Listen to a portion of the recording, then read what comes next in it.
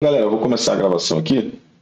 Então é isso, pessoal, sejam bem-vindos. Para quem ainda nunca assistiu aula minha, né, nenhum vídeo, acho que já, né, todos aqui já devem ter assistido pelo menos um vídeo meu. Então sabe como é a metodologia que eu aplico. Eu pego questões e vou aplicando o conteúdo em cima das questões. Então eu pego tudo no cronograma certinho. Jéssica está aqui de prova, ela já assistiu bastante aula comigo. Então eu pego, boto o conteúdo e cada questão ela vai dando o aumento do conteúdo seguindo um cronograma, tá? Então eu faço isso nas minhas lives, tá? Aqui assisti já as lives da prova da UERJ, né? As 4 lives que nós fizemos, né? Para a prova da UERJ, viu que eu coloco as questões um pouco fora de ordem, mas fora de ordem de uma lista de exercícios, mas ela segue uma ordem, né, em relação ao conteúdo. Então vai crescendo, por exemplo, se eu pegar um assunto de ligações químicas, eu começo com um exercício de ligação metálica, depois eu vou um exercício de ligação iônica, aí vou com exercício de outro tipo, né, formulação de composto iônico, características dos compostos iônicos, aí outro exercício vai entrando em ligação covalente, daqui a pouco a gente está falando até de hibridização dentro de um exercício. Tá legal? Então, pessoal, sem mais delongas, vamos começar a resolução do simuladinho que o LF preparou para vocês. Então, eu vou mudar de tela aqui e a gente vai ficar piquititinho aqui. E nós temos o Simula Química que eu passei para vocês. Então, vamos lá. Então, vamos fazer aqui a primeira questão. Galera, entrou, né, no primeiro exame de qualificação, termoquímica. O que eu aposto de termoquímica nessa prova? Reconhecer fenômenos exotérmicos e endotérmicos. Pode ser que apareça um gráfico, né? Não sei, não tenho aqui uma bola de cristal, mas pode ser que apareça um gráfico, né, no qual a gente tem que reconhecer, né, uma reação endotérmica e uma reação exotérmica. Então pode aparecer isso aqui, né? Isso aqui indica a reação exo e pode aparecer, né, a gente também reconhecer através de um gráfico uma reação endotérmica, tá? Então pode acontecer isso, tá bom? Vamos botar aqui, ó, uma reação endotérmica para a gente ver a diferença. Então, ó, quando sobe é endo, quando desce é exotérmica. Mas o que eu mais acredito é reconhecimento de processos envolvendo energia e uma questãozinha que depois a gente vai fazer, que é a estequiometria envolvendo energia, tá? Uma estequiometriazinha envolvendo um valor de energia numa determinada reação. Então vamos lá, galera. Isso aqui, essa primeira questão, ele fala sobre mudanças de estados físicos. Então a gente tem que lembrar, né, que as mudanças de estados físicos, para sólido transformar líquido e líquido em gasoso, isso precisa aumentar a energia. Então nessa direção aqui nós temos os processos endotérmicos. E já no processo contrário, então qualquer processo de mudança de estado físico para o sentido de gasoso para líquido, para sólido, a gente precisa tirar calor. Então são processos exotérmicos. Logo, então, vamos avaliar aqui as situações que ele coloca na questão. Uma pedra de naftalina deixada no armário, uma pedra de naftalina deixada no armário reduziu de tamanho. Então, o que aconteceu aqui? Sublimação. A sublimação é de sólido direto para o gasoso. Logo, esse processo está no sentido endotérmico. Então, já vou colocar aqui do lado processo endo. Uma vasilha com água deixada no freezer. Então, ela sai de líquido para sólido, ela vem para cá. Nesse sentido, o processo é exotérmico. Então, vou botar aqui o exo de exotérmico. Bom, uma vasilha deixada no fogo, sai de líquido para gasoso. Líquido para gasoso é um processo que absorve energia, então é endo. Derretimento também é conhecido como fusão, né? O nome científico é fusão. Então, o derretimento, a fusão de um pedaço de chumbo quando aquecido. Então, é de sólido para líquido. Está no sentido endo. Logo, o que nós temos aqui? Endo, exo, endo, endo. Endo, exo, endo, endo. Letra A do seu nome. Belezinha? Uma questãozinha bem tranquila, típica UERJ, né? Uma questão, às vezes, que cai na prova da UERJ, aquela que cai é uma questão para você não zerar, tá bom? Estou só aceitando aqui a galera que está chegando. Bem-vinda, Ana Gabriele. Beleza? Então já estamos aqui, Ana, na questão 2. Galera, a questão 2 envolve vários conceitos interessantes. Essa questão aqui é autoral, beleza? Eu que preparei essa questão. Considere os átomos genéricos A, B, C, que A tem número de massa igual a 40, C tem 18 partículas sem carga em seu núcleo. Galera, quando você tem uma questão que envolve semelhança entre átomos, o jeito mais legal de você resolver a questão é separando esses 3 átomos e colocando as informações que forem aparecendo.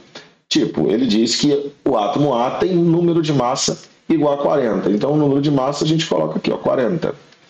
Lembrando que no átomo, o número de massa é igual ao número atômico, que é o número de prótons, mais o número de nêutrons.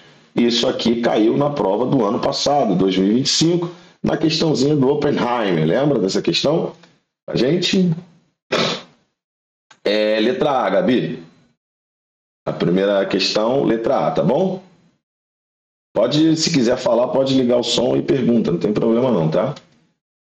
Então, mas é a letra A, o gabarito da primeira questão. Então, continuando aqui, galera, ele diz que C possui 18 partículas sem carga, de nada. 18 partículas sem carga em seu núcleo. O que são partículas sem cargas do núcleo? São os nêutrons. E como é que a gente calcula o número de nêutrons? A menos Z, que é o número atômico.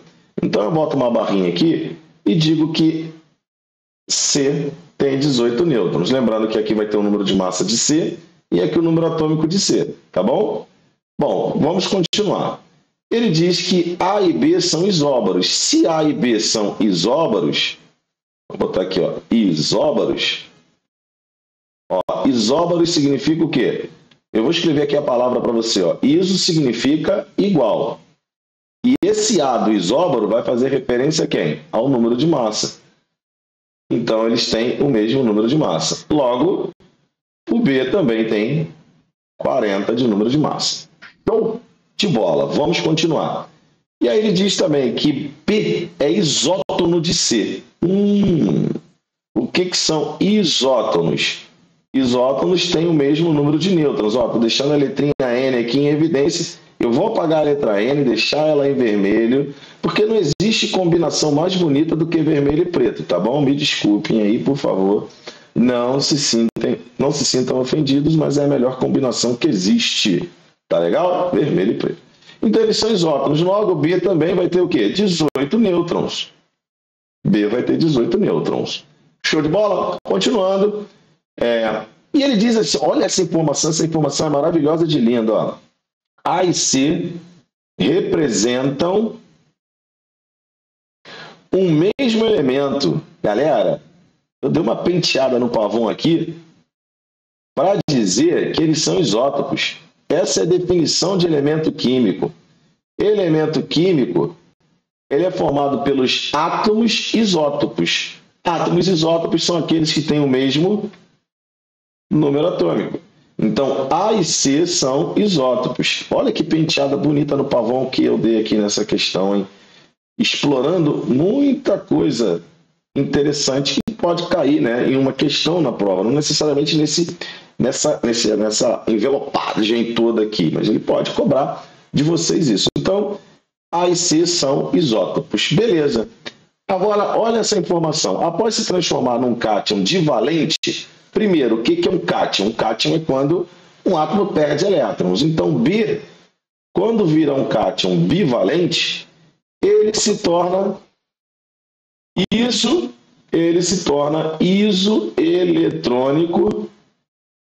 isoeletrônico de C. E o que significa espécies isoeletrônica? Possui o mesmo número de elétrons. Então, B2+, cuidado, é B2+, que vai ter o mesmo número de elétrons de C. Então, o que a gente vai fazer? Com essa informação, eu já sei quanto vale o número atômico de B. O número atômico de B, que eu vou chamar de ZB, vai ser o número de massa de B menos o número de nêutrons de B que a gente tem. Então, vai ser 40 menos 18, que vai dar 2 patinhos na lagoa. Então, as informações que eu vou calculando, eu vou botar em vermelhinho, 22. Logo, se B tem 22 prótons, quando ele se transforma em B+, ele vai passar a ter 20 elétrons.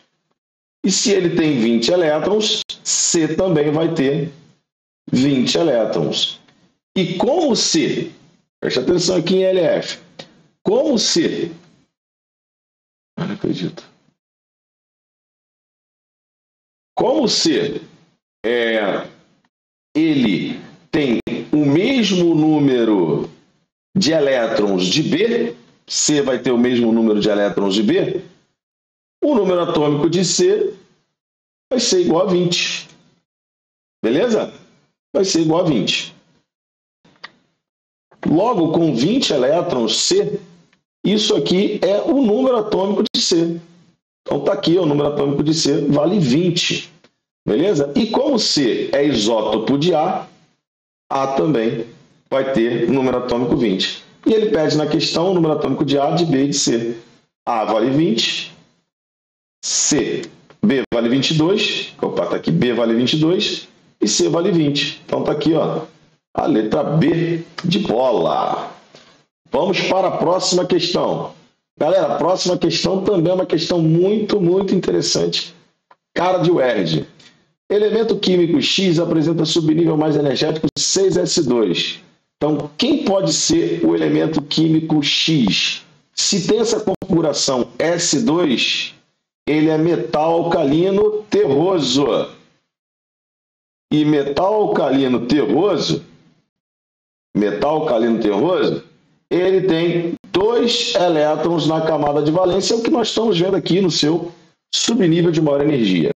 Ele diz que vai reagir com o elemento Y. E o elemento Y, ele tem configuração final 4S2, 4P5. Beleza? 4S2, 4P5. E aí, o que a gente tem aqui, galera? A gente tem, essa aqui é a última camada dele, ó. 2 com 5, ele vai ter 7 elétrons na última camada. E qual família apresenta 7 elétrons na última camada? Os halogênios, que é a família 17, antiga família 7A. Lembrando que calcogênios, aqui os metais alcalinos terrosos, eles têm família, eles são da família 2, antiga família 2A. Beleza? Deixa eu só ver aqui um negócio.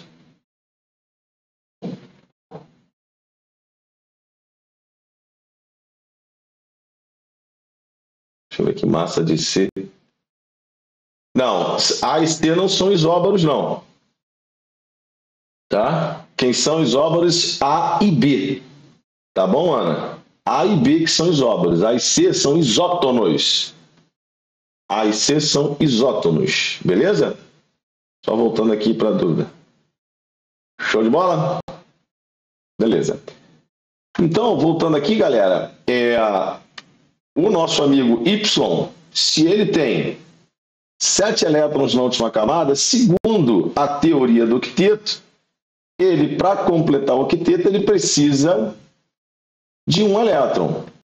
Já o nosso amigo X, para respeitar a teoria do octeto, ele precisa perder 2 elétrons, porque ele é um metal alcalino terroso. Logo, X, ao perder 2 elétrons, adquirirá carga 2+, e Y, ao ganhar 1 elétron, vai adquirir carga 1-. E quando a gente trabalha com metal alcalino, que tem baixa energia de ionização, e halogênio, que tem alta energia de ionização e alta afinidade eletrônica, nós estamos trabalhando com 2 átomos extremos. Um quer perder e o outro quer ganhar. E quando isso acontece, a ligação é iônica, porque nós teremos um cátion ligado a um ânion. E qual vai ser a fórmula? Eu tenho que ter 2Y, porque cada Y é 1- só, e 1X, porque cada X é 2+. É o macete de multiplicar cruzado. Então, a fórmula geral vai ser XY2.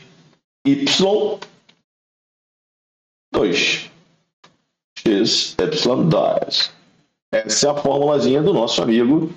E aí, a ligação é iônica, estamos marcando letra C. Galera, questão cara UERJ, né? Carinha da UERJ. Carinha da UERJ. Ó, a questão 4 Ele diz assim, ó, um laboratorista rotulou 2 frascos com a mesma fórmula molecular. Opa, compostos de mesma fórmula molecular, nós chamamos eles de isômeros. Então, olha só, e ele tem C3H6O2. Galerinha linda, maravilhosa do meu Brasil. C3H6O2, quais compostos orgânicos a gente pode encontrar 2 oxigênios? Éster e ácido carboxílico. LF, eu tenho uma dúvida do que é éter e éster. Ó, éter e éster, os dois têm oxigênio como heteroátomo. Beleza? Os dois. Só que um tem outro oxigênio. Um desses dois tem outro oxigênio. Qual deles? O que está no plural. O Szinho aqui é o plural de 2 oxigênios. Então, o éster, ele tem essa carinha aqui, ó. Já o éter só tem o oxigênio como heteroátomo. O éster tem 2 oxigênios. Beleza? Esse Szinho aí do éster vai te fazer uma referência a plural com 2 oxigênios, então o éster tem 2. E os ácidos carboxílicos têm essa pegadinha aqui, ó. Ó, pronto, lindo. Então, esse C3H6O2, ou ele é um éster, ou ele é um ácido carboxílico. Vamos continuar a leitura. Cada frasco contendo uma substância. Ao voltar, depois, percebeu que os frascos estavam abertos e o volume do ar estava menor. Então, o composto A dele é mais volátil. Então, o composto A dele é mais volátil. E o que é ser mais volátil? É evaporar facilmente. E o que faz moléculas, compostos, evaporarem facilmente? Interação intermolecular fraca. Interação mais fraca. Então, vamos lembrar aqui, existem 3 tipos de interações intermoleculares. Dipolo-dipolo induzido, que é para moléculas apolares. Dipolo-dipolo permanente, moléculas polares.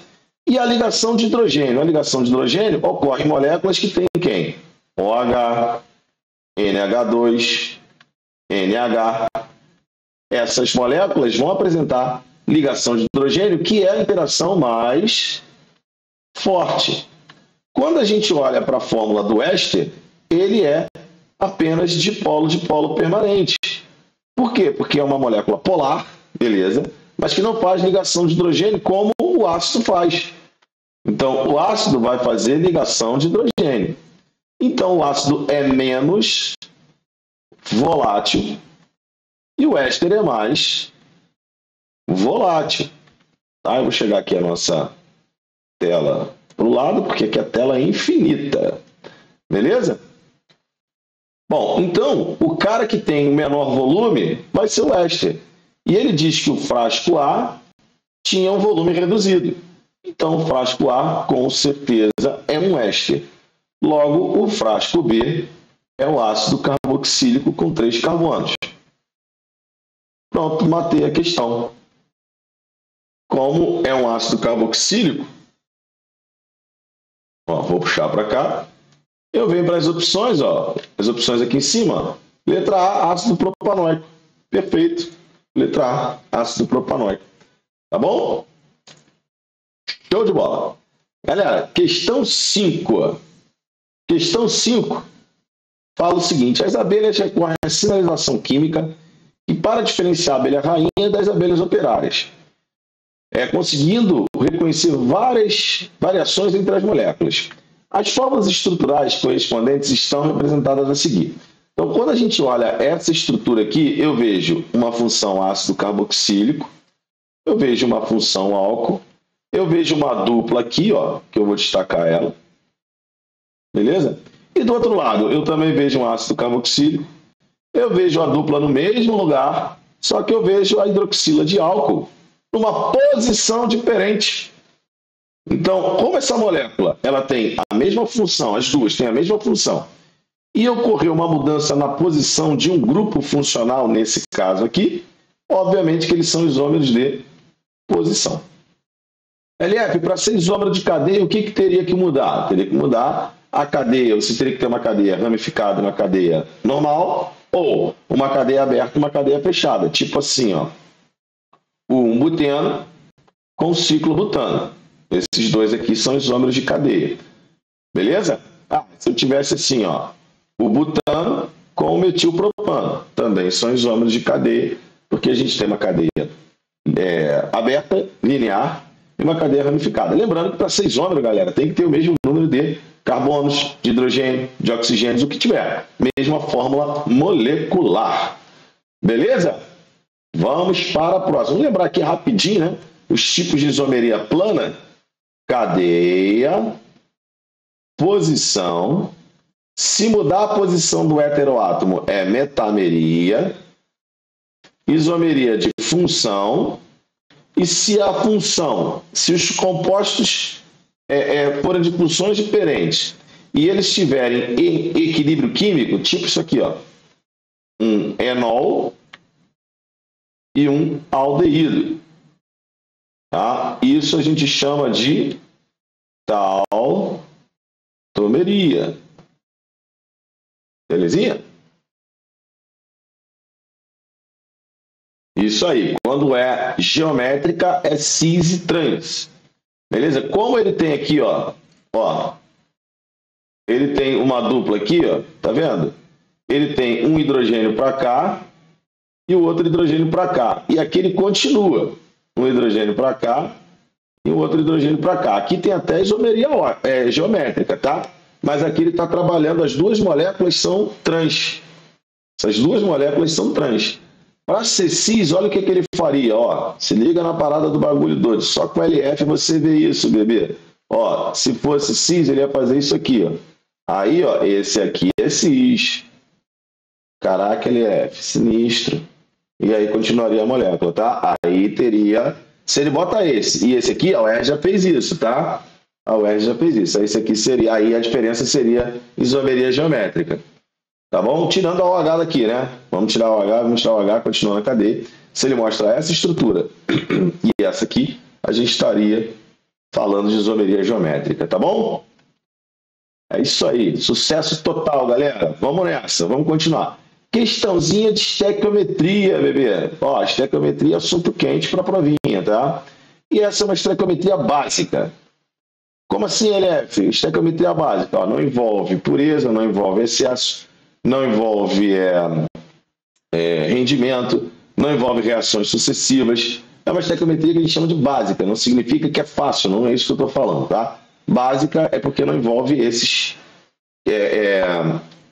essas condições, né, que a gente utiliza para tentar piorar um pouquinho mais o assunto de estequiometria.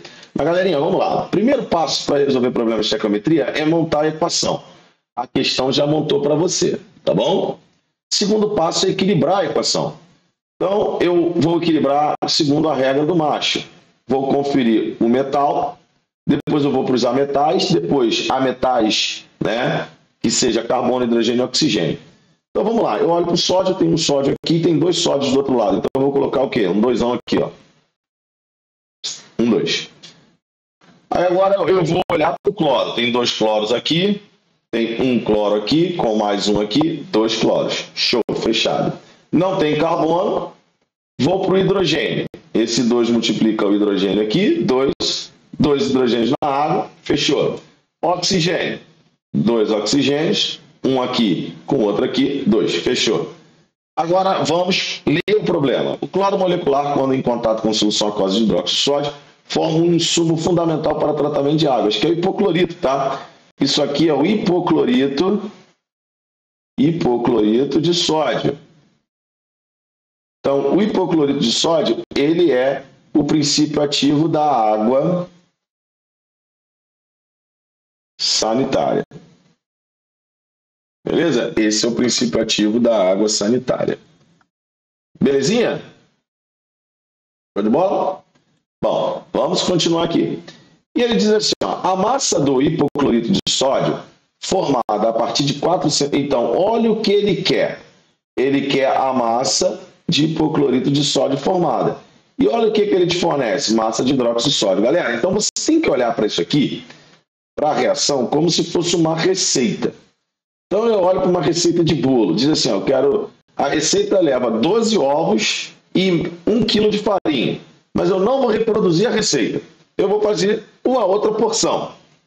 Eu vou fazer com 24 ovos. O que eu tenho que fazer com a quantidade de farinha? Eu tenho que fazer um aumento na proporção. Beleza? Então, a equação é a mesma coisa. A estequiometria é a mesma coisa. A receita está aqui. Aqui é a receita. Agora, eu vou fazer uma receita diferente do que tem na minha escrita. Então, o que você vai fazer? Como ele citou o hipoclorito e o NaOH, você tira a relação estequiométrica dos dois. Então, você vai colocar aqui, nós temos 2 mol de NaOH que vão reagir formando 1 mol de hipoclorito de sódio.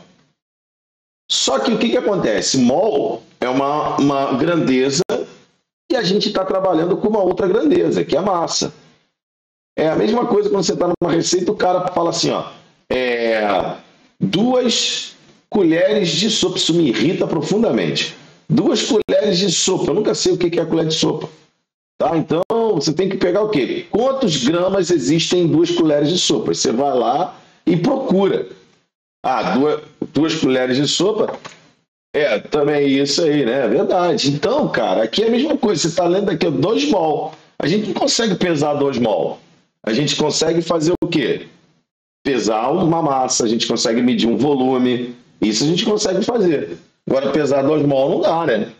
Então, o que a gente tem que fazer? Converter isso aqui para a unidade que o problema está tratando. Então, ele me deu massa de NaOH, eu tenho que passar isso para massa, com o conceito de massa molar.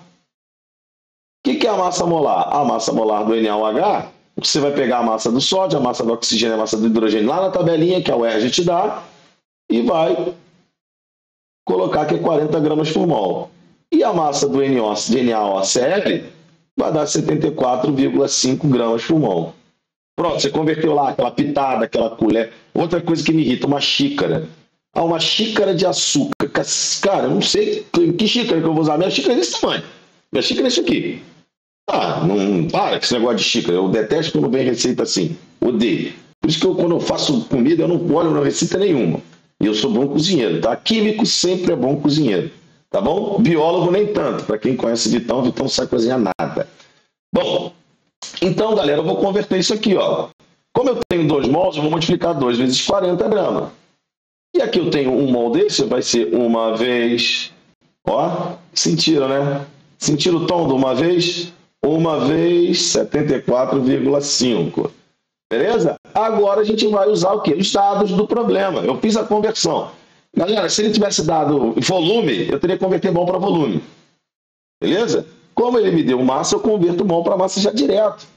Então agora eu vou colocar a quantidade de NaOH que ele me deu embaixo de NaOH e vou colocar a massa. Uma incógnita aqui. Multiplico cruzado, o que a gente tem? Que a massa vai ser o quê? Uma outra coisa que eu tenho, que vocês têm que tomar cuidado. Muita gente ia pegar 2 vezes 40, já ia botar 80. Não faz isso.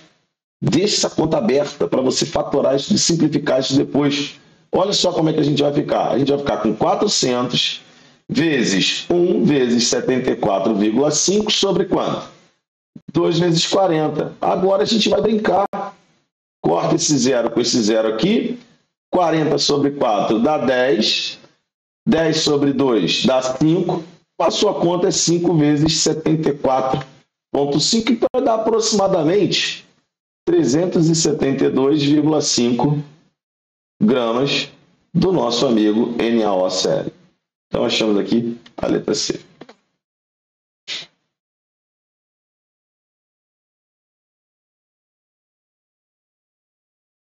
Deixa eu ver aqui. Professor, tenho uma dúvida. Em relação aos produtos que estão sendo somados, produtos... ele esquece. Você nem olha para esses caras aqui. Esse cara aqui não me interessa. Não sei se foi isso que você perguntou, mas esses caras aqui não me interessam. Eu sempre vou pegar a relação entre quem está sendo citado no texto. Citou 2 substâncias, eu tiro a relação estequiométrica entre elas. E esquece os demais. Igual o cloro aqui também, Forget o cloro. Tá bom? Então eu vou trabalhar só com aqueles caras que eu tenho informação. Tá legal?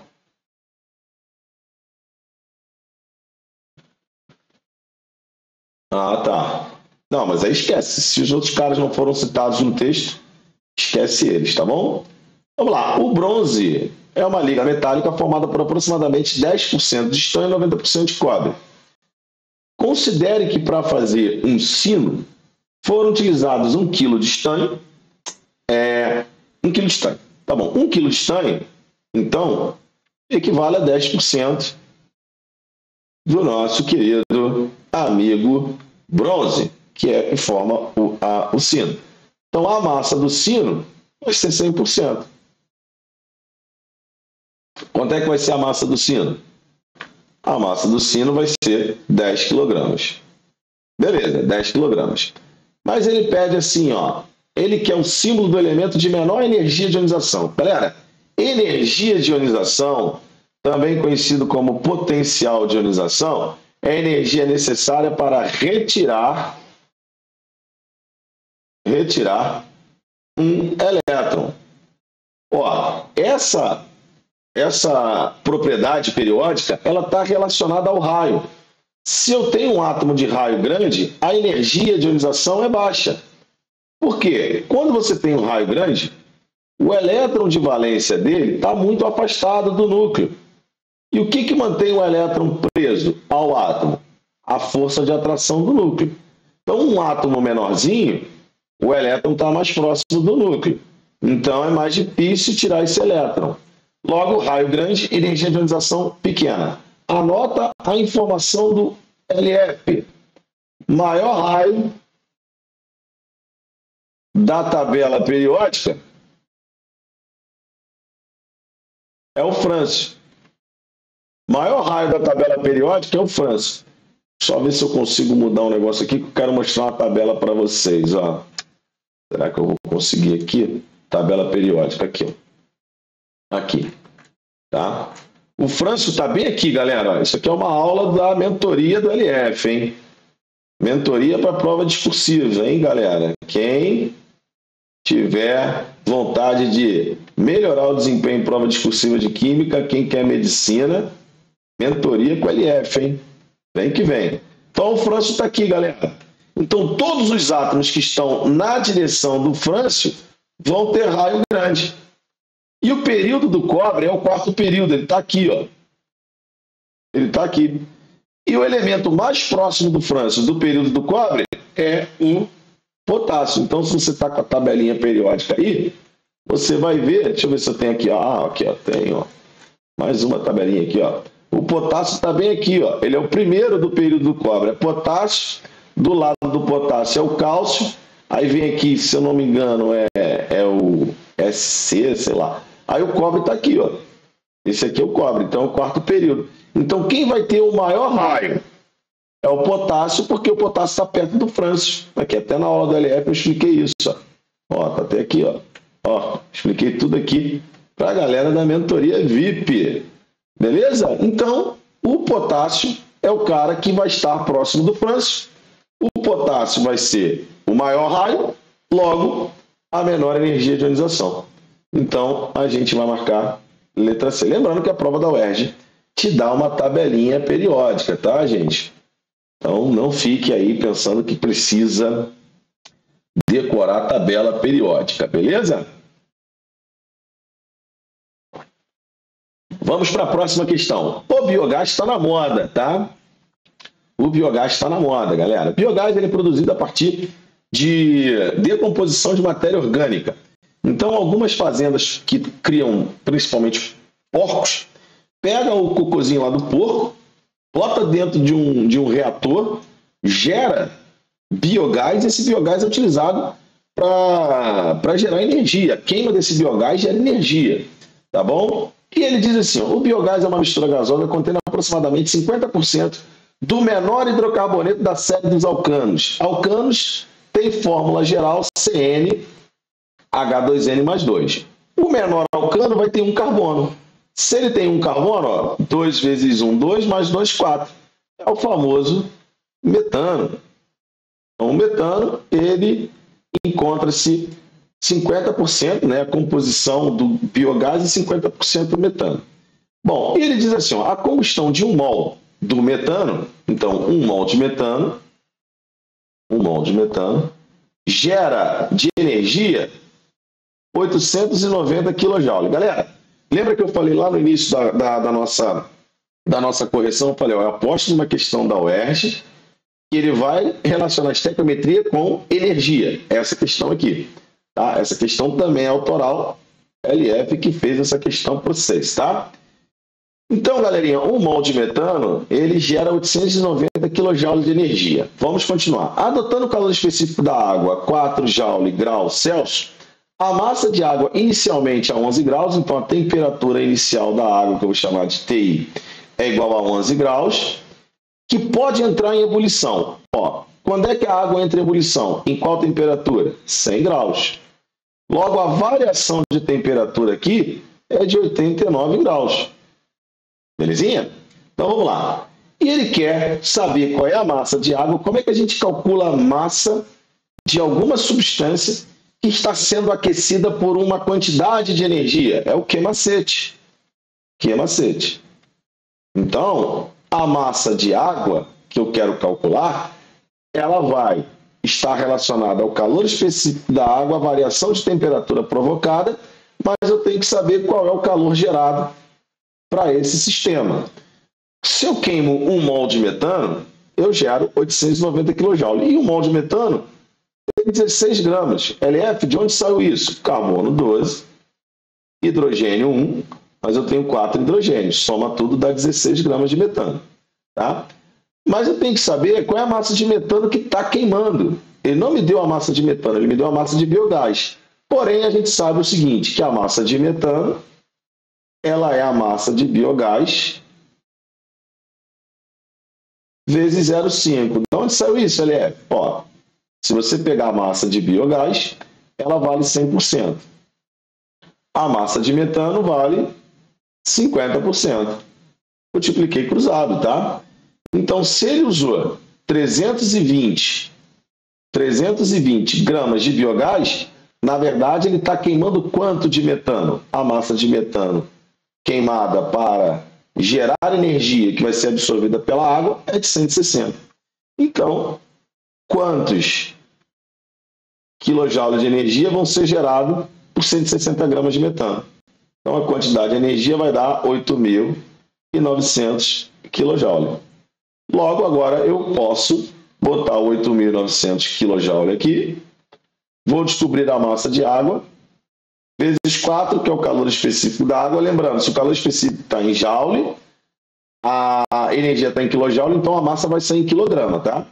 Mas como aqui está todo mundo em quilograma, tranquilo. E qual foi a variação de temperatura? 89. Então, 89 eu corto com 8.900, vai dar 100. Passo 4 para lá dividindo, a massa vai ser igual a 100 sobre 4, isso dá 25 quilogramas. Letra A do teu nome. Beleza, galera? Então a questão assim, eu não quis valorizar o cálculo, por isso que eu coloquei cálculos mais fáceis de executar, que é um pouquinho a cara da UERJ, né? Tá bom? É um pouquinho a cara da UERJ, eu não quis priorizar cálculo.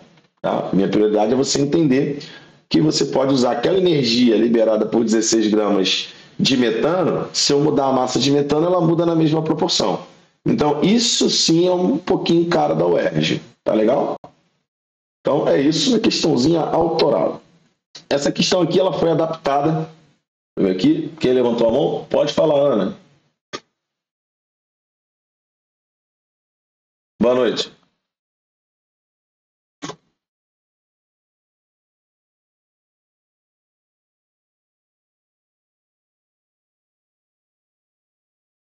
Tá. Então, vamos lá. Vamos pegar aqui uma outra coisa. Se eu tenho a combustão do metano, a combustão do metano é assim, ó. Eu já estou equilibrando direto, tá? Essa é. Vamos pensar da água, não vamos pensar do oxigênio, né? Vamos pensar assim, qual seria o volume de oxigênio nas CNTP para produzir 8.900 kJ. Entendeu? Aqui está para 890 kJ. Ou seja, para o oxigênio são 2 mol de O2 para 890. Entendeu? Aí depois você faz o resto do cálculo. 2 mol tem 2 vezes 22,4 litros, 890. Para 8.900 vai ter quantos volumes de O2? Isso. Entendeu, Ana? Aqui ele sempre vai ser por mol de quem está por 1 mol. De quem está para 2 mol, ele é para 2 mol. Aquela energia vai ser para 2 mol, tá?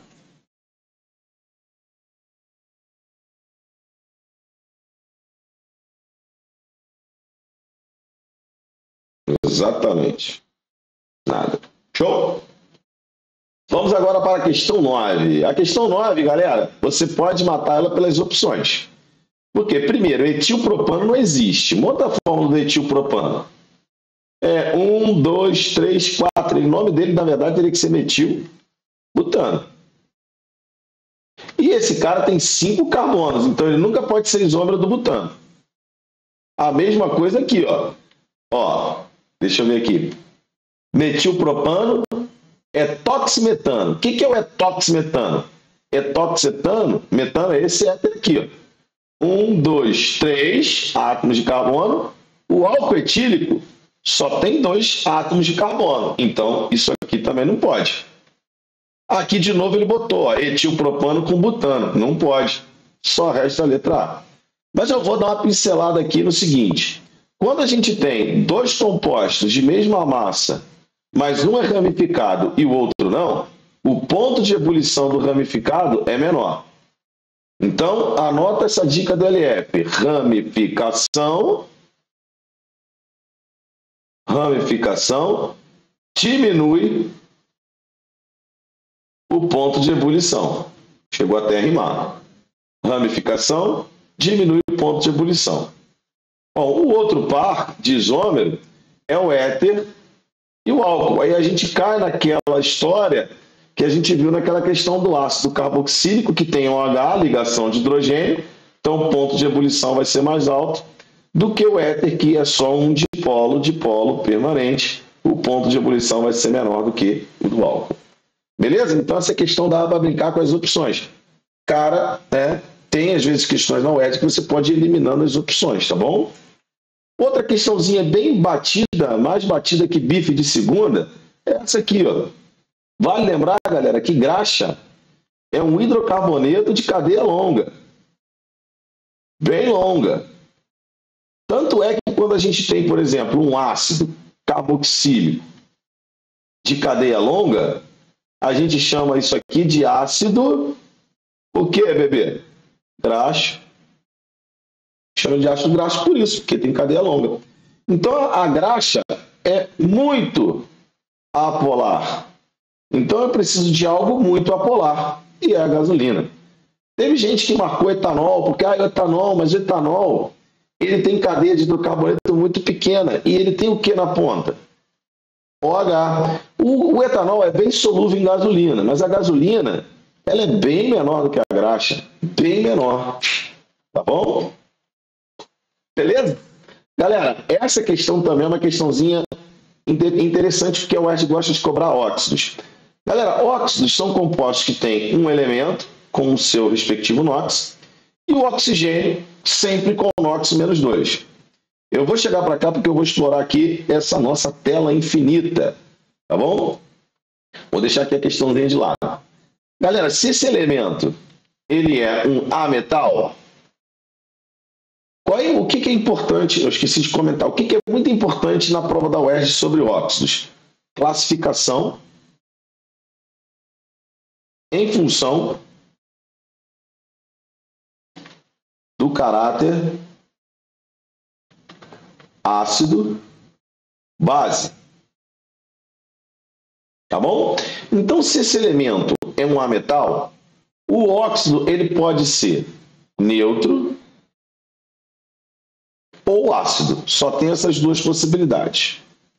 Então, olha o que ele diz na questão. Ele diz na questão que ele tem CO2 liberado e ele precisa consumir esse CO2. Então, CO2, o carbono é o quê? É um ametal. Então, a gente vai analisar aqui o que é o CO2. Qual é o comportamento ácido-base do CO2? Tá? Qual vai ser o comportamento ácido-base do CO2? Vamos lá. Os óxidos neutros só são 3. CO, NO e N2O.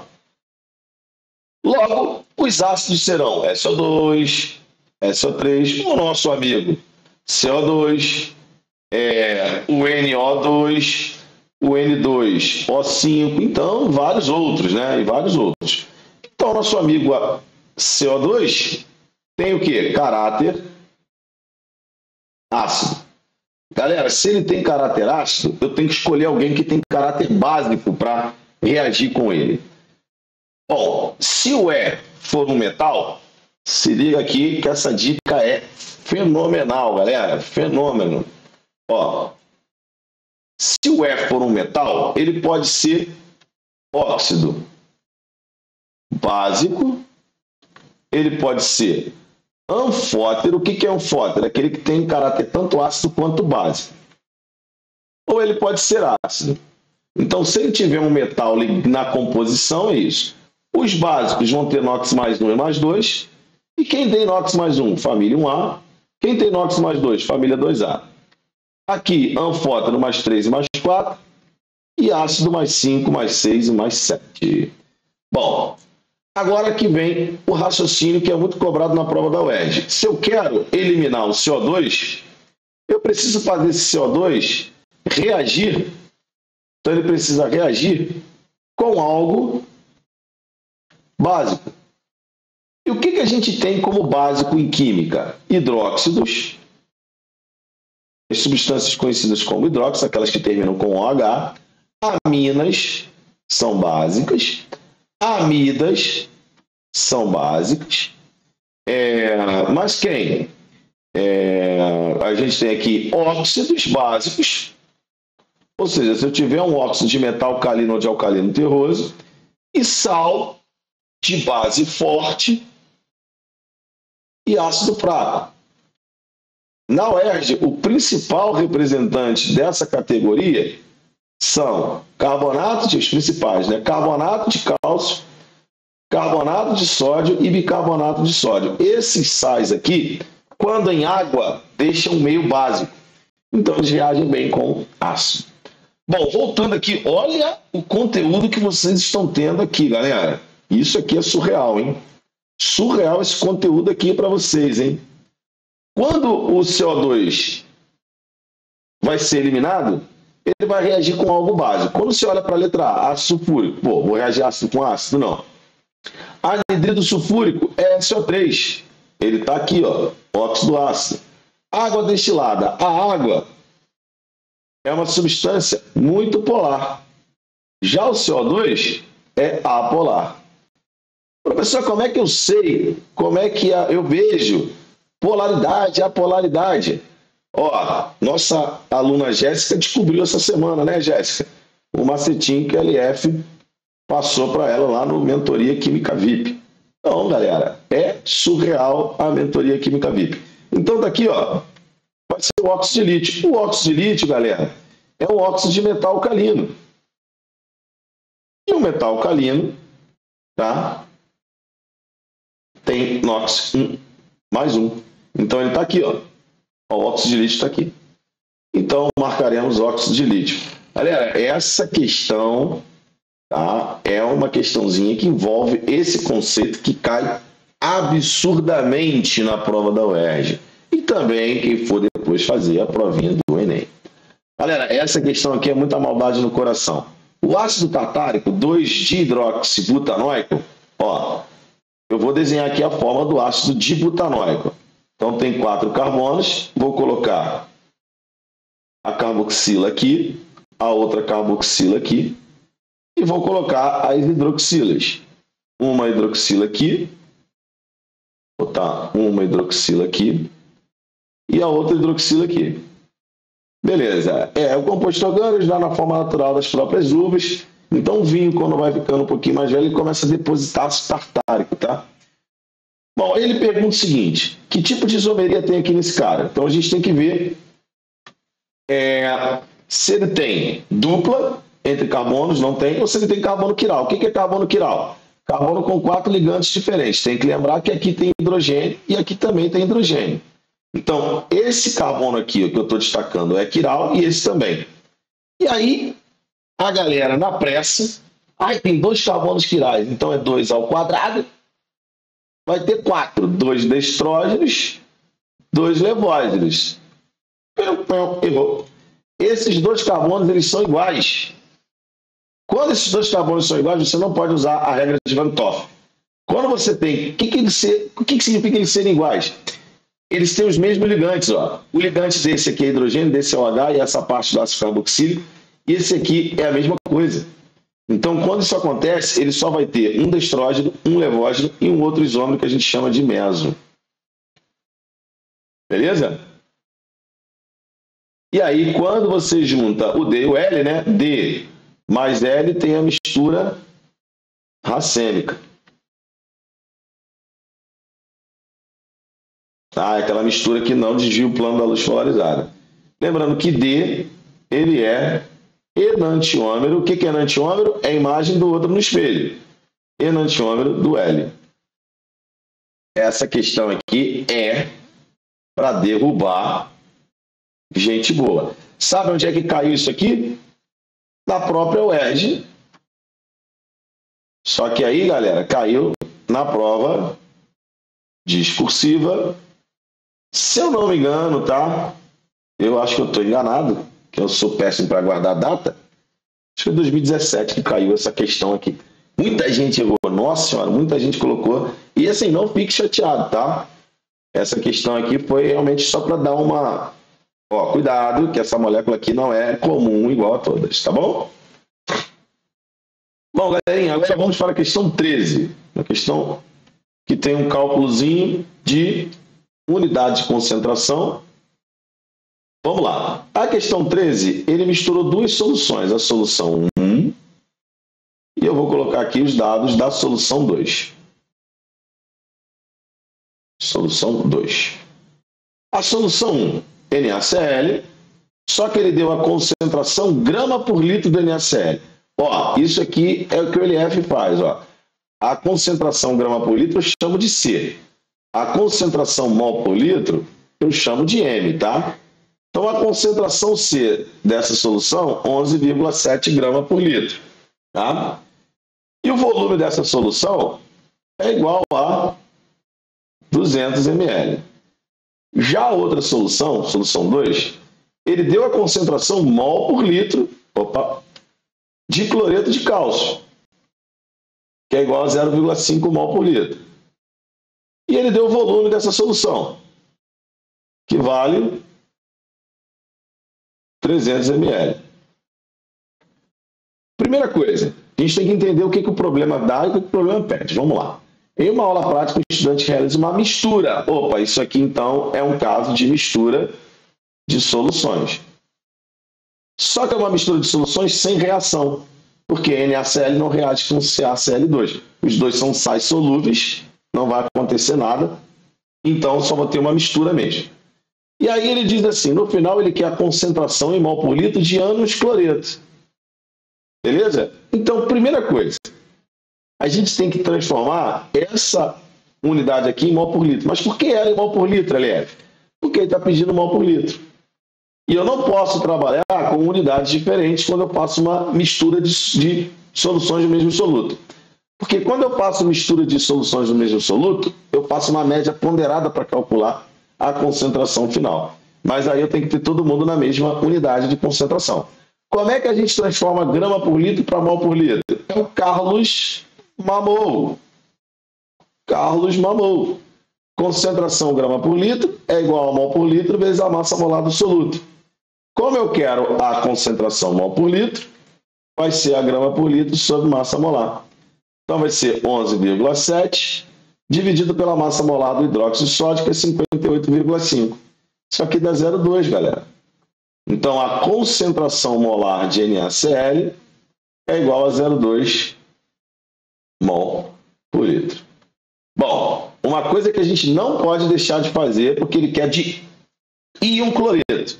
Ele quer a solução final em função do íon cloreto. O NaCl, ele dissocia em Na+ e Cl-, ou seja, a relação é 1 para 1. Logo, se eu colocar 0,2 dele, vai gerar 0,2 de cloreto. Então, a concentração de cloreto da solução 1 é igual a 0,2 mol por litro. Qual é o volume? 200. Eu vou fazer a mesma coisa para a solução de cloreto de cálcio. Então, a solução de cloreto de cálcio, ela vai dissociar, só que agora, olha o cuidado que você tem que ter, vai gerar 2 de cloreto. Deixa eu chegar a nossa telinha para cá, para ficar tudo mais bonitinho. Vai gerar 2 de cloreto. E aí, se eu coloco 0,5 desse cara, vai gerar 1 mol desse aqui. E aí, a gente tem agora a concentração da solução 2 de cloreto. Deixa eu botar aqui diferente. Então, eu tenho a concentração mol por litro da solução 2, que vai ser 1 mol por litro.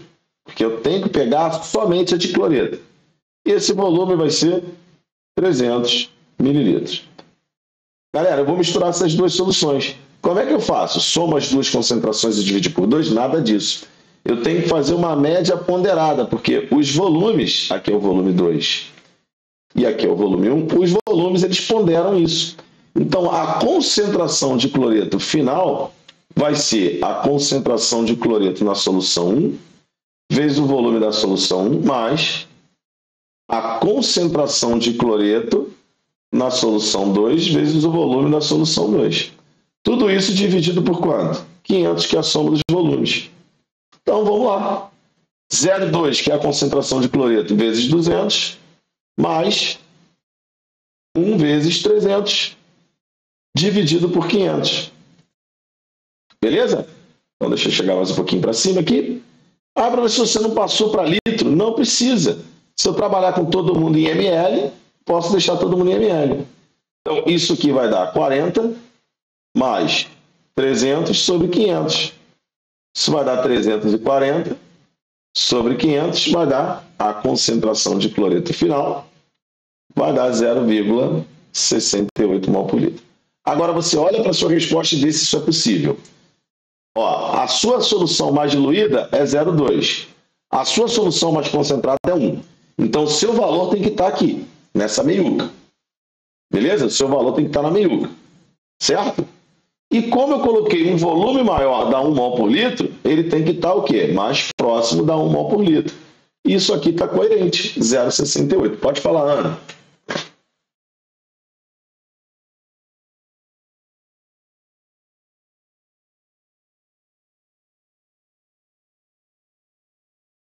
Não, a forma que você fez, você foi calculando o número de mols de 1 para somar, depois dividir pelo volume, não foi?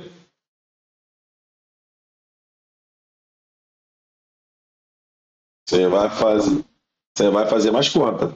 Você vai ter mais conta. Você tem que entender que seu tempo vale ouro. Tá?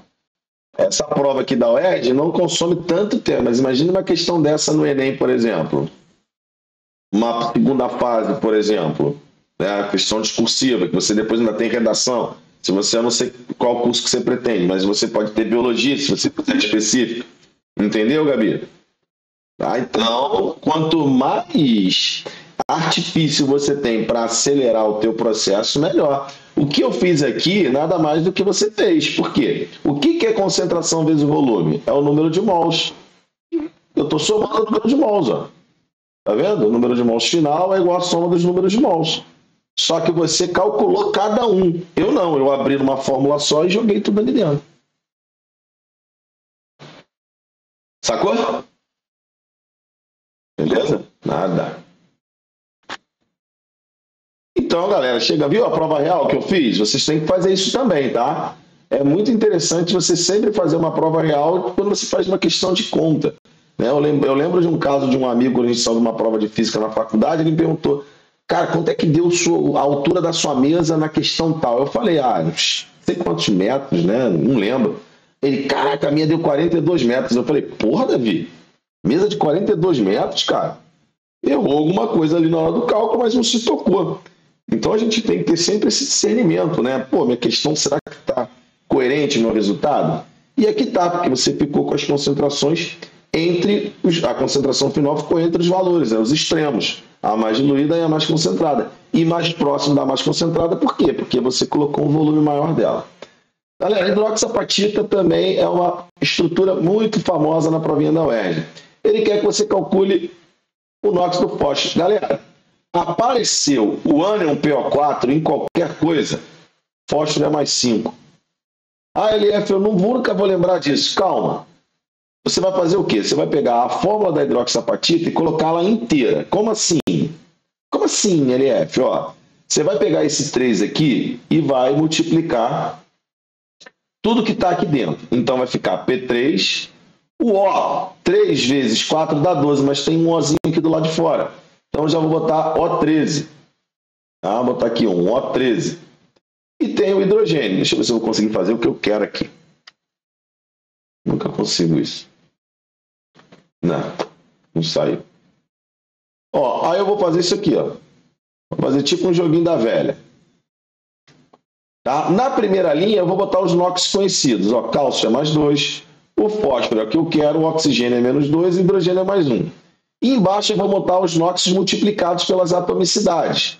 10, 3x, menos... Aqui é 13, eu botei 3, né? Pera aí. Aqui é 13, LF. 13.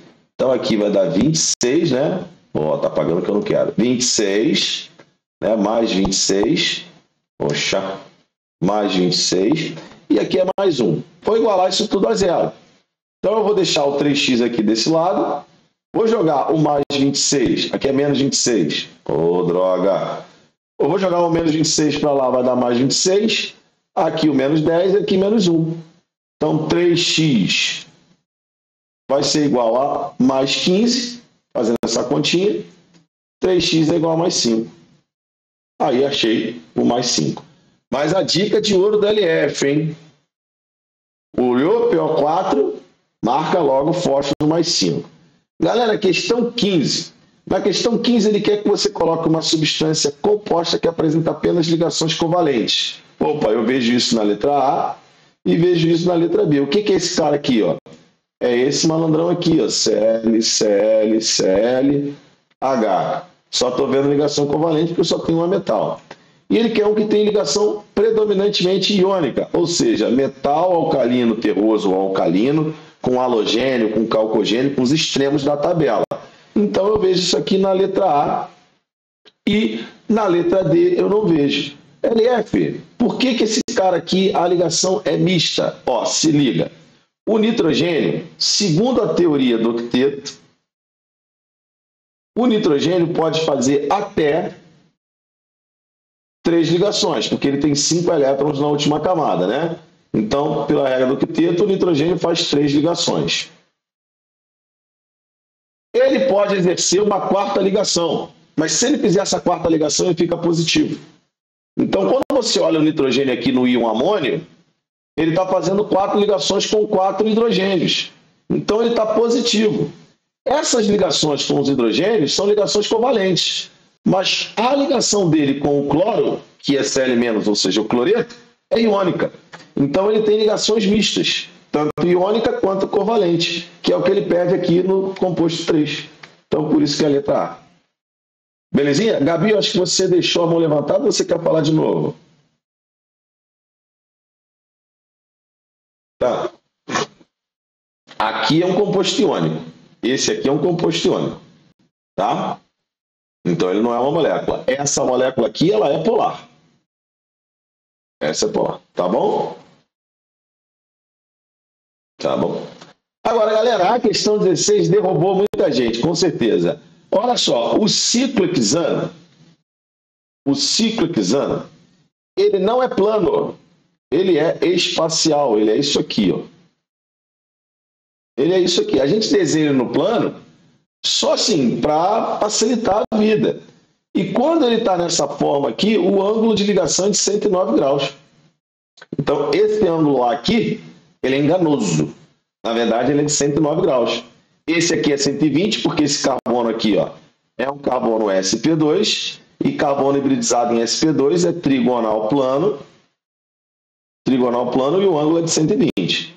E esse carbono aqui, ó, é um carbono SP, ângulo de ligação 180, ele é linear. Então, é letra A. Essa questãozinha danada. Beleza?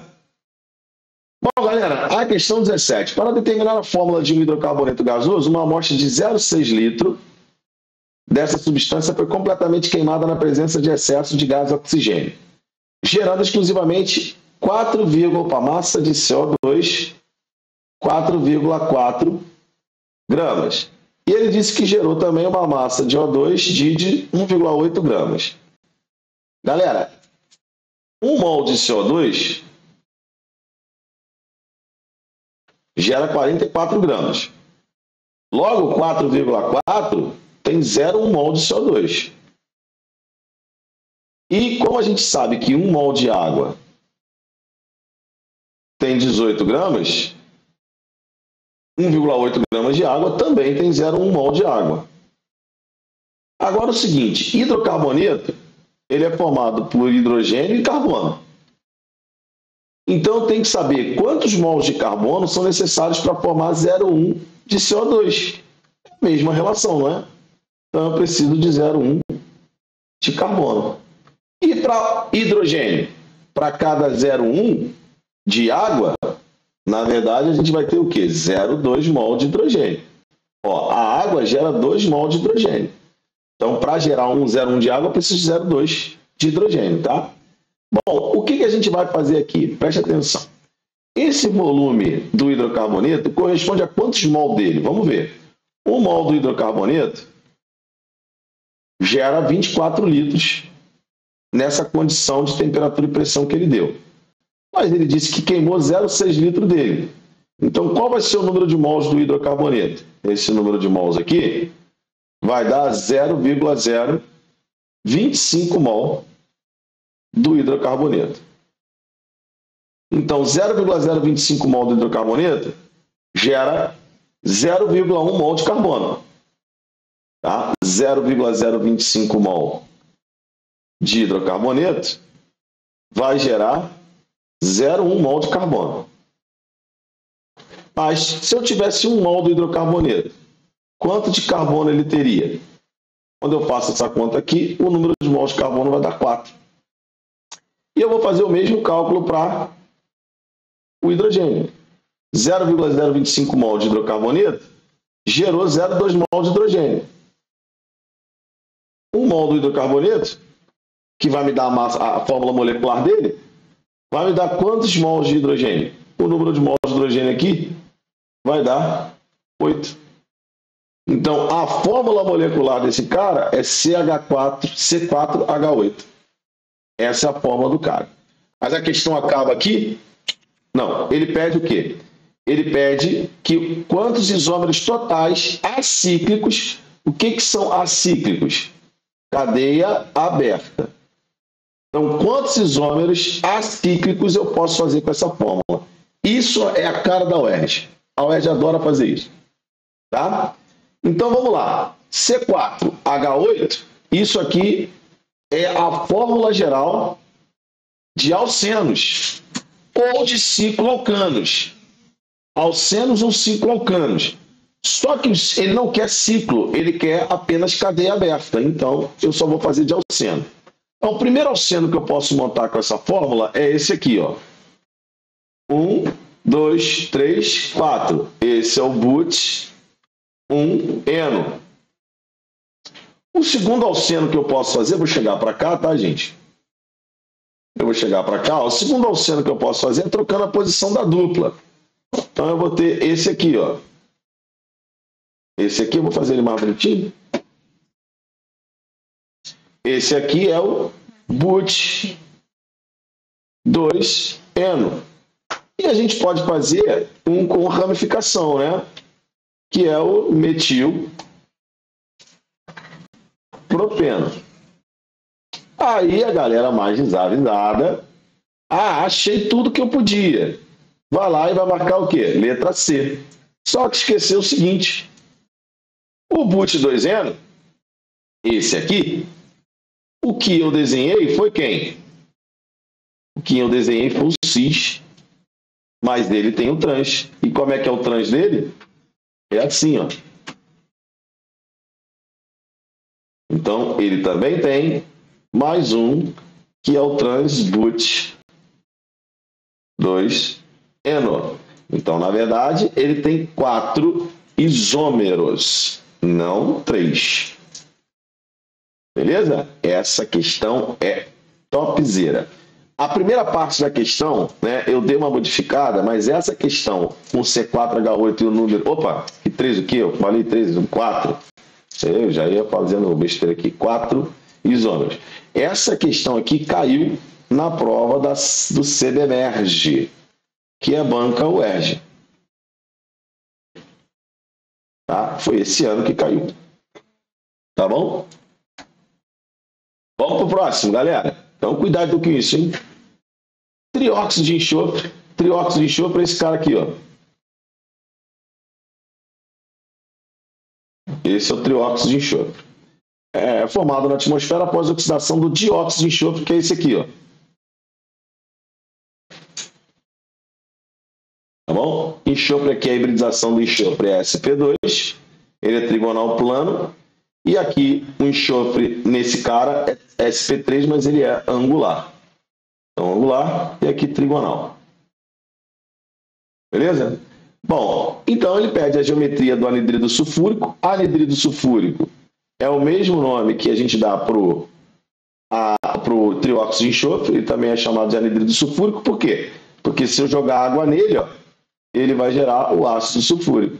Por isso que ele é chamado de anidrido sulfúrico. E o anidrido sulfuroso é o SO2, porque se eu jogar água nele, ele vai gerar o ácido sulfuroso. Tá? E o NOx aqui do enxofre é mais 4, uma vez que o oxigênio é menos 2, menos 2 vezes 2 menos 4, aqui ele é mais 4. Então, a geometria aqui é trigonal plana, porque o enxofre está sp2, e o NOx no SO2 é mais 4. Beleza? Então, galerinha, vamos lá, questão 19, estamos chegando aí às últimas questões. O aspartame é um dos adoçantes mais consumidos no Brasil. Alguns especialistas apontam que doses superiores a 5,8 para uma pessoa pesando 70 quilos pode causar intoxicações e distúrbios neurológicos. Abaixo segue a fórmula estrutural do aspartame, que contém alguns grupos funcionais, né, como amida e amina. Bom, aí ele deu uma massa molecular e pergunta assim, o número de átomos, cuidado, número de átomos. Quando ele pede o número de átomos, você tem que saber quantos átomos tem aqui na fórmula. Como é que eu vou saber isso? Eu tenho que contar carbono, hidrogênio, tem que contar tudo. Se eu não estou enganado, galera, isso aqui é um C, ó, C14, deixa eu ver se é isso. H18, C14, H18, N2O5. Galera, se eu estou errando aqui um ou outro, mas é essa a relação, tá? Isso aqui tem 39 átomos. E quem não colocar 39 átomos na frente vai achar a resposta. Então, como é que você faria isso aqui? O que ele está pedindo? O número de átomos ingerido por uma pessoa que tenha consumido a metade da dose citada. Então, a metade da dose citada vai ser 2,9. Então, o que a gente vai fazer de cálculo? 1 mol de aspartame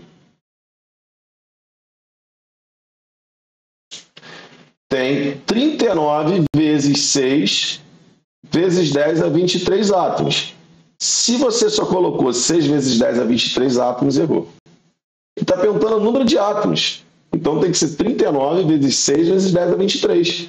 Isso vai ter a massa molar do aspartame, que é 294 gramas. Mas eu quero saber o número de átomos na massa que ele consumiu, de 2,9, que é a metade da dose que pode causar distúrbios e intoxicações. N vai ser igual a 2,9 vezes 39 vezes 6 vezes 10 a 23 sobre 294. Bom, 294 eu vou aproximar para 290. É uma boa aproximação. Então, quando eu corto isso aqui com isso, esse número aqui vai para 10 a 21. Então, o número total de átomos vai ser 39 vezes 6. que vai dar 54. 6 vezes 3, 18, com 5, 23. Tá? 23 não, peraí. 6, isso, tá certo, 18, 23. Então dá 231, né? 231 vezes 10 a 21. Como esse número aqui é maior do que 10, eu tenho que colocar uma vírgula aqui. Quando eu boto uma vírgula aqui, eu aumento duas casas decimais, dois valores na potência. Então vai ser 2,3 vezes 10 a 23 átomos. Pegadinho UERJ. Já caiu 2 vezes na UERJ isso aqui. Caiu na UERJ e caiu uma vez na CBMERJ esse ano. Uma coisa muito parecida com essa. Se não botar o gabarito da 18, é letra D. Ah, tá, já respondeu. A Clara respondeu. Se não botar o 39 aqui na frente, tinha resposta. E você ia errar a questão. A UERJ gosta disso. Tá, deixa eu voltar aqui na 18 para tirar o print. Espera aí, deixa eu só andar com a 18 para cá. Ó. Então tá aí a 18, tá? Então tira o print aí. Beleza? Nada. Show de bola. Vamos para a questão 20. A questão 20 ele pede a fórmula do dihidrogeno-fosfato. Dihidrogeno é porque ele ainda tem 2 hidrogênios na composição do fosfato. Que é esse cara aqui. De onde vem esse cara? Do ácido fosfórico. Então o ácido fosfórico ele pode sofrer uma ionização apenas e liberar o dihidrogeno-fosfato. Ele quer o dihidrogeno-fosfato com o amônio. O íon amônio é NH4+, a gente acabou de ver ele lá. Então, NH4+, com H2PO4-, forma o NH4, H2PO4. NH4, H2PO4, letra D de jeans. Questão 21. Uma estação de tratamento de águas, ETA, consiste numa sequência de processos físicos e químicos. Observe o esquema abaixo e marque a opção que relaciona os processos aos fenômenos. Vamos lá. Galera, ele diz assim, ó, o processo de floculação é um processo físico. Não, a floculação é quando a gente adiciona sulfato de alumínio na presença de um meio básico que vai gerar hidróxido de alumínio e vai ajudar na coagulação. Então, é um processo químico. Filtração, processo físico. Não, é processo químico, é físico. Decantação químico, não, é físico. E adição de cloro, aí sim, o cloro, ele reage com matéria orgânica. Beleza? Bom, galera, essa questão aqui é uma questão para a gente reconhecer a função. OH ligado em anel aromático, fenol. Mas cuidado com essas funções que tem OH. Quando o OH está num anel, num carbono que tem dupla, isso aqui é enol. Se ele está num carbono que não tem dupla, é álcool. Quando está diretamente ao anel aromático, é fenol. Bom, estamos chegando aqui quase no fim, né, galera? Rapidinho aqui, vou mostrar só para vocês a área de membros aqui da mentoria, né? LF Química VIP. Então tem aqui a divisão toda de Química Geral, as aulas síncronas, são 3 horas e meia de aula por semana e a partir do dia 14 de junho teremos 2 horas de aula no sábado para resolução de provas discursivas. Então, quem vai fazer provinha discursiva, esse curso é perfeito para você melhorar o seu rendimento. Lembrando que junto lá com o QBiovest no passado, Química e Biologia fizeram a aluna 2020 na prova da UERJ. Então, galera, sucesso total aqui. E quem quiser saber um pouco mais da mentoria Química VIP do LF, que são 3 horas e meia de aula por semana, fora 2 sábados por mês para resolver só questões discursivas, manda contato comigo. Estou fazendo aqui uma entrada promocional, o link da entrada promocional eu vou mandar para vocês, se vocês quiserem, e vai ter uma condição especial de pagamento. Quem quiser fazer por Pix, dividir o restante do curso por Pix também vai ser possível. Tá legal? Então, tem uma entrada promocional num valor bem em conta para 3 horas e meia mais 2 horas em 2 sábados diferentes.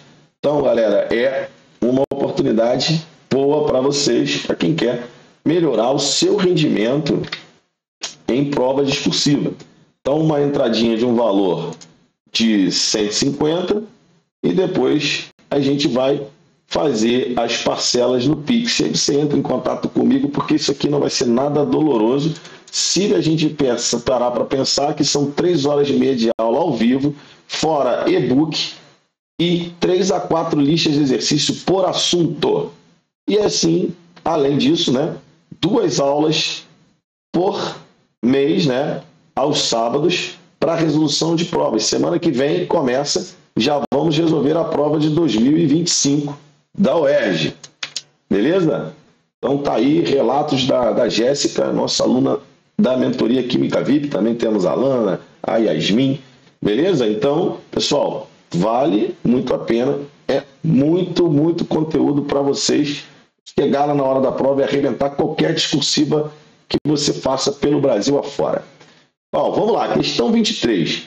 Por ser considerado um composto aromático, uma molécula precisa atender a alguns requisitos. Um anel de 6 carbonos, 3 ligações duplas conjugadas, parará. Ele pede para que, entre os aromáticos citados, o mais hidrossolúvel. Galera, quando você quer saber quem é mais hidrossolúvel, aquele mais solúvel em água, você vai procurar o que nós chamamos de grupos hidrofílicos.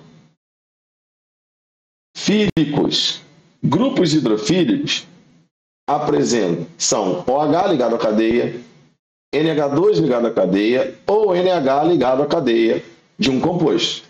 Então, olhando para cá, quem é que tem grupo hidrofílico? Esse cara aqui, ó. Esse cara aqui, ele quer a função, ó, dentre os compostos, o mais hidrossolúvel. Ah, professor, tem OH aqui, mas aqui também tem outro OH. Então, esse aqui tem 2 OHs. O OH que tem do ácido carboxílico e o OH do fenol. Então, é o ácido carboxílico, letra B. Beleza? A questão 24, galerinha, a questão 24 você tem que analisar a acidez e basicidade de Bronsted-Lowry. Bronsted-Lowry. Acidez e basicidade de Bronsted-Lowry. O que diz? Ácido é a espécie que doa próton, que é o íon H+. E base é a espécie que recebe esse próton.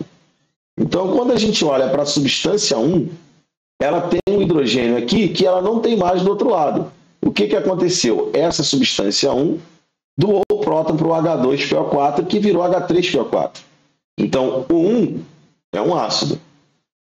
Logo, o 2 é uma base de Bronsted. Quando a gente analisa lá o outro lado da reação, esse aqui é quem doa o H+, para essa triamina aqui, né? Essa amina terciária. Então, esse cara aqui, o 4, é o ácido e o 3 é a base. Onde é que a gente vê isso? Ó, 1 e 4 ácidos, 2 e 3 bases. Letra A. Questão 25. Muito cuidado com isso. Galera, quando a gente fala de enantiômeros, a gente está perguntando o composto, a substância, né, o composto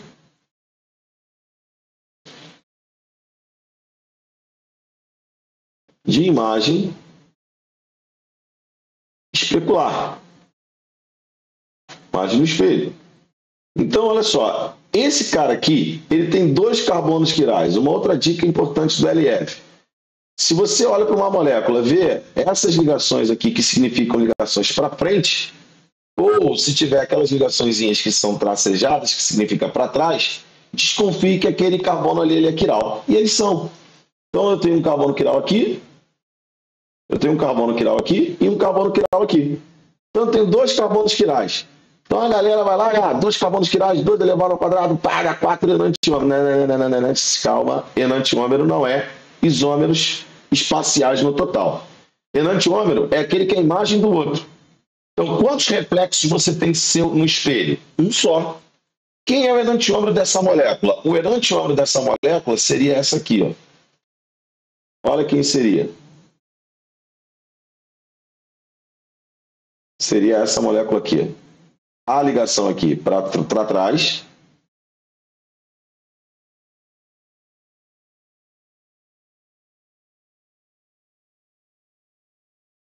E essa ligação aqui para trás. Esse é o enantiômero dessa molécula. Então, essa molécula só tem um enantiômero. Essa molécula tem quantos isômeros? 4. Quem vai ser o outro isômero? Quando esse grupo aqui tiver para frente e esse grupo aqui estiver para trás. Esse é o outro enantiômero, tá? E qual é o outro enantiômero dele? Agora quem é? Que esse é o outro isômero, tá? Agora quem é enantiômero desse aqui? Enantiômero desse é esse aqui, ó. E aí a cadeia aqui, né? Esse aqui vai estar para frente. Esses dois aqui são enantiômeros entre si. E esses dois aqui que eu desenhei são enantiômeros entre si. Agora, se a questão pergunta o número de isômeros ópticos, aí eu marcaria 4. Eu tenho esse e esse. Mas ele perguntou quantos enantiômeros esse aqui tem. Só tem um. Só tem um enantiômero. Beleza? Essa questão, ela é uma pegadinha. Galera, se essa questão aparece na prova da UERJ, provavelmente ele não botaria esse 4 aqui, tá? Ele botaria uma coisa bem absurda para fazer você pensar, pô, não tem o 4, então, opa, peraí, o que é enantiômero? Enantiômero é aquele que é a imagem do outro. Então, um cara só tem a própria imagem.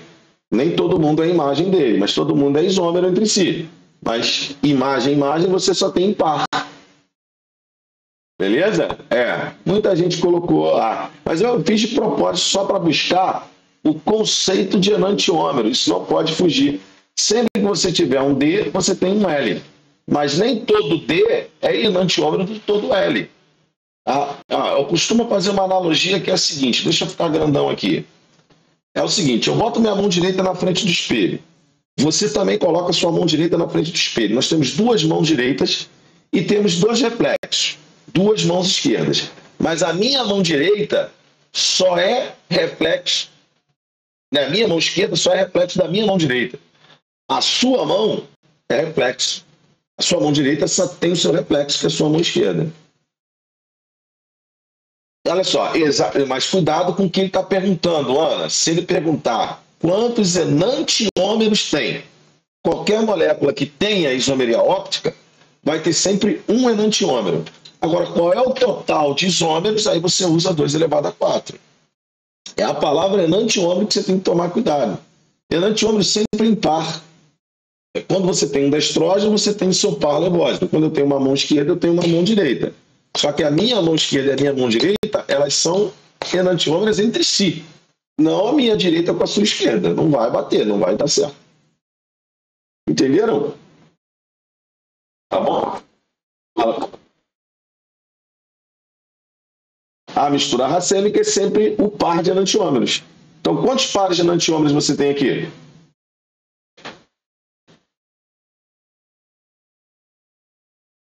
Então, você pode fazer 2 racêmicas. Entendeu? Então, o número de misturas racêmicas é igual ao número de pares de enantiômeros. Eu não consigo fazer racêmica com isômeros que não são enantiômeros. Por exemplo, eu não conseguiria fazer uma mistura entre minha mão direita e a sua mão esquerda. Não dá. A minha mão direita tem a minha mão esquerda para casar. Entenderam? Show de bola? Galera, quase 2 horas aí de aula para vocês tirarem aquela nota A. Pelo menos a química você vai garantir o gabarito. Belezinha? Então deixa eu terminar aqui a gravação.